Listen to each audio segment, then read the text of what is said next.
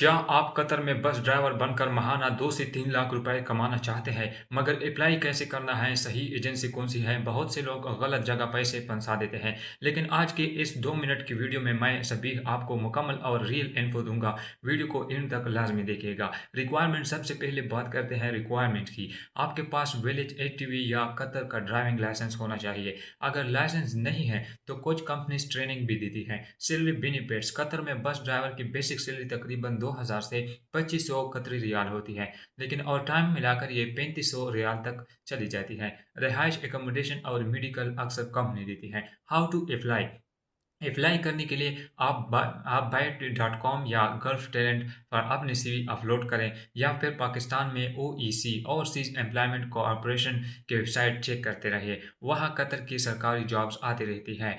दोस्तों, मैं देखता हूँ आप वीडियो तो देखते हैं पर सब्सक्राइब नहीं करते। मैं दिन रात मेहनत करके आपके लिए रियल जॉब ढूंढता हूँ ताकि किसी का भला हो सके। अगर आप चाहते हैं कि मैं ऐसी मज़ीद वीडियोस बनाता रहूँ, तो अभी इस वीडियो को लाइक करें और चैनल को सब्सक्राइब करके मेरे हौसला अफजाई करें। आपका एक सब्सक्राइबर मुझे मज़ीद मेहनत करने की हिम्मत देता है। कोई सवाल हो तो नीचे कमेंट्स करें, मैं हर कमेंट का जवाब दूंगा। मिलते हैं अगली वीडियो में, तब तक के लिए अल्लाह हाफिज़।